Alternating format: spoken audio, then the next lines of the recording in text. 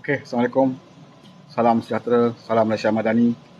Selamat petang, selamat makan tengah hari bagi kawan-kawan yang mungkin waktu ini tengah makan tengah hari.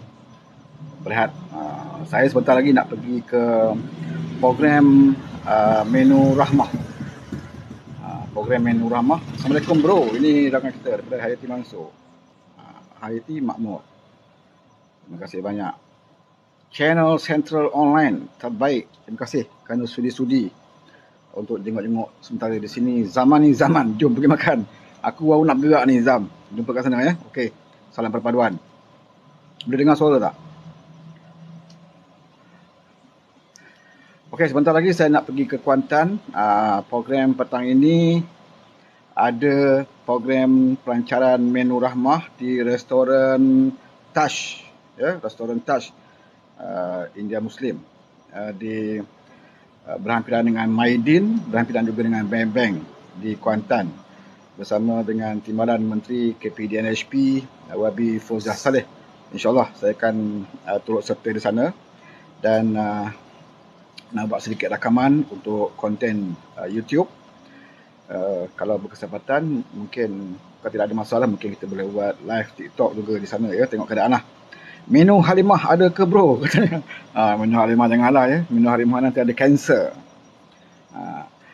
Sekarang ni sibuk pasal menu dan apabila kebetulan menu Rahmah ni mendapat sambutan yang begitu hangat, terutamanya di kalangan anak muda dan juga pelajar-pelajar. Jadi sudah tentulah ramai yang memusuhinya ya.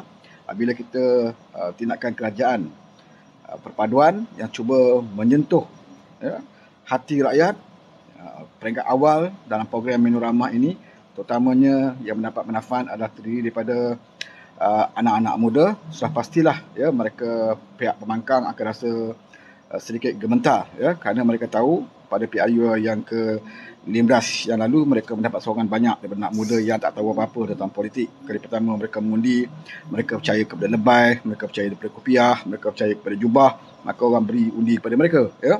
Tapi akhirnya apabila sekarang ini sedikit demi sedikit kita menunjukkan bahawa kerajaan perpaduan itu adalah kerajaan yang sedang berusaha memperbaiki segala kekotoran, segala najis-najis yang mereka tinggalkan ya. Ibarat orang berak merata-rata ya. Berak merata-rata, najisnya merata-rata, kemudian bila kita nak datang ambil alih, kita kena cuci lah ya. Kita kena cuci najis yang mereka tinggalkan. Kemudian mereka komplain, kenapa lambat sangat kau orang cuci ni? Kan, yang berak merata-rata tu mereka ya. Kita datang nak cuci, nak bersihkan balik, nak pulihkan balik ya. Jadi dalam usaha mencuci ni mereka komplain pula, kenapa lambat sangat cuci. Ni perangai puak-puak tu lah ya. Terima kasih kepada rakan kita Ben Suriam. Ben Suriam betul ya, support ramah. Terima kasih banyak. Benda yang baik ni sepatutnya memanglah kita kena support ya. Tak kira dah parti politik mana pun, Menu Rahmah ni pun tidak mengira mana-mana parti ya. Anak-anak muda yang tidak berparti pun tak apa ya. Yang berparti pun boleh, tak kira lah parti mana sekalipun ya.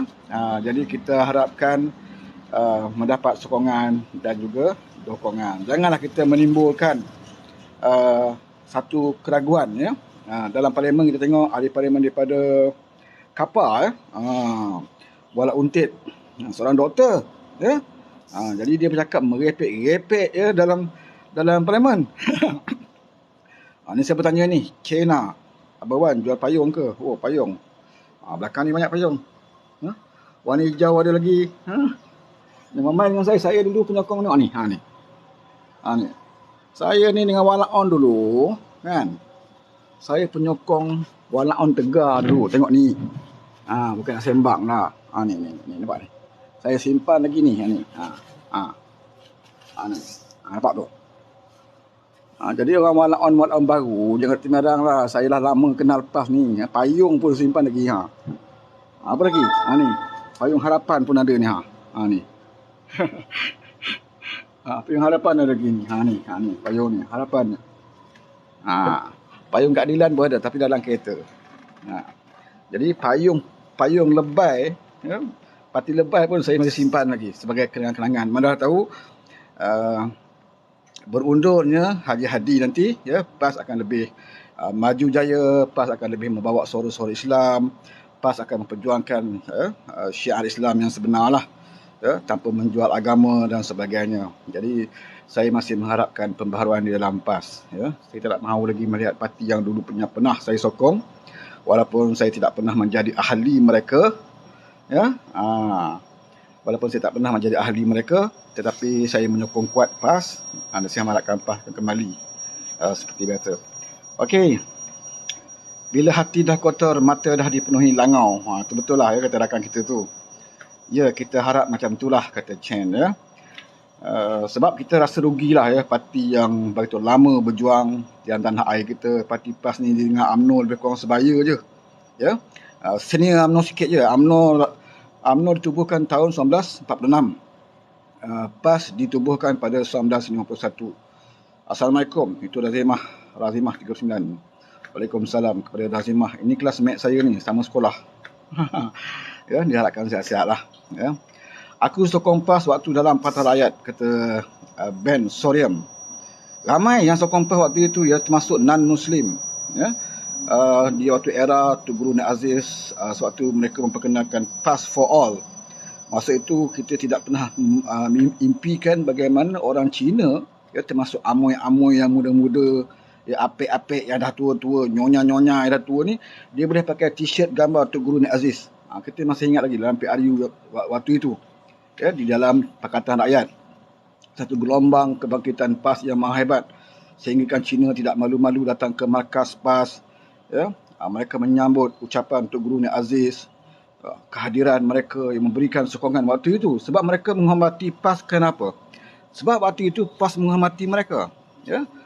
PAS menghormati mereka, PAS memahami mereka, dan PAS tidak pernah memandang mereka sebagai komunis, anti-Islam dan sebagainya, ya. Di era Haji Hadi barulah pendekatan itu berubah, ya, kerana resis perkauman, ya. Jadi inilah menyebabkan PAS itu rosak.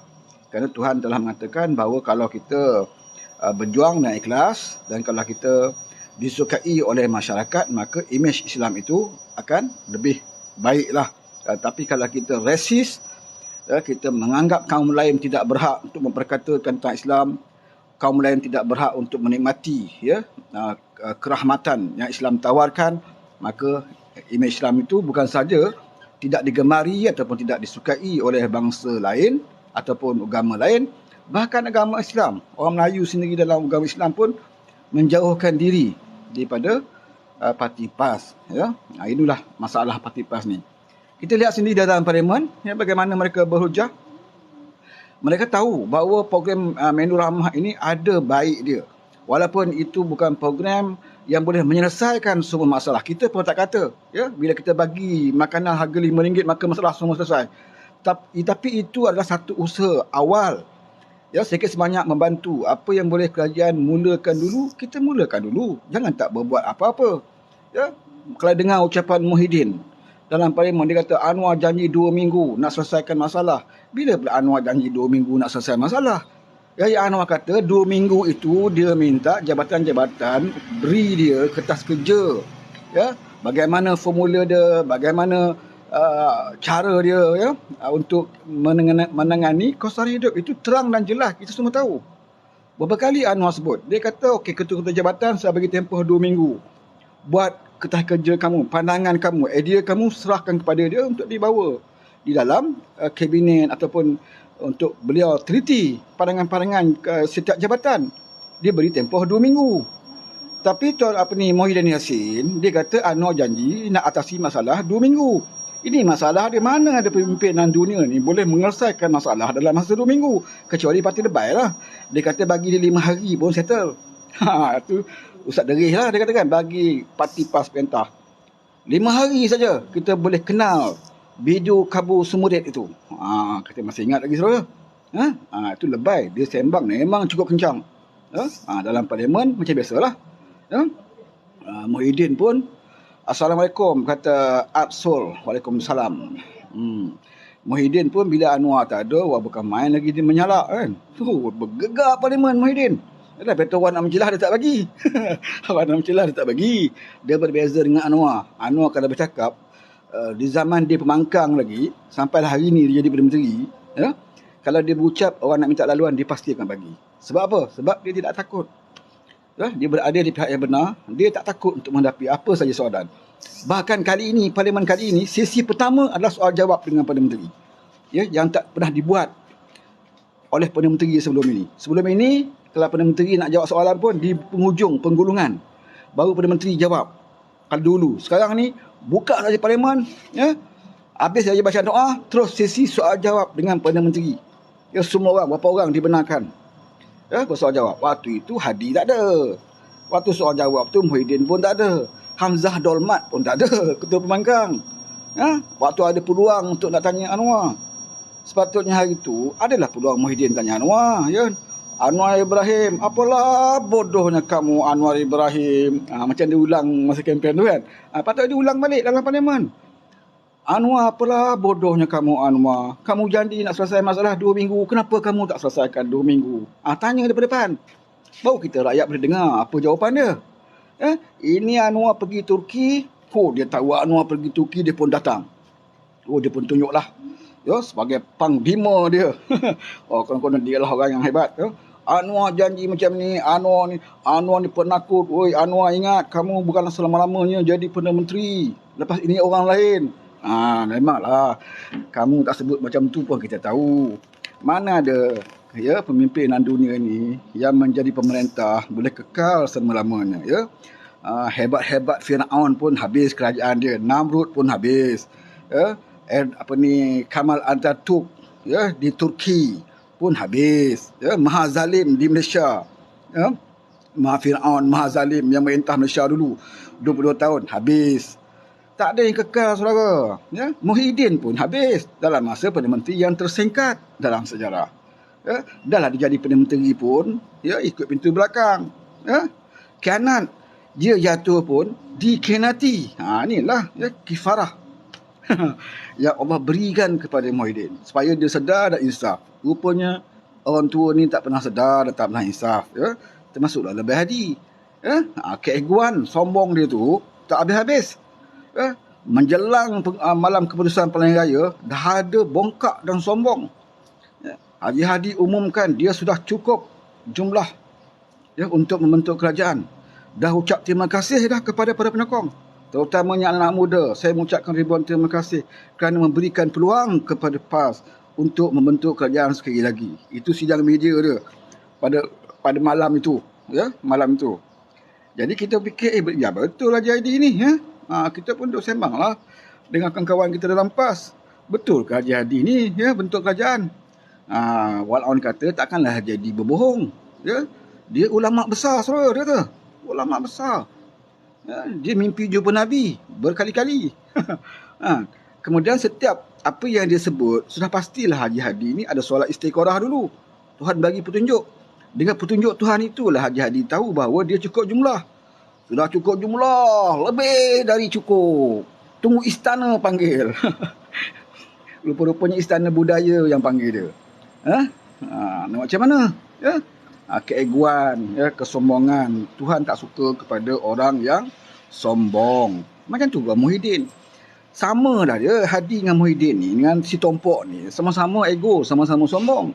Sebab tu Muhyiddin, bila dia, yang di-Pertuan Agong tawarkan bentuk kerajaan bersama dengan PH, ya, bersama dengan PH, dia tak nak.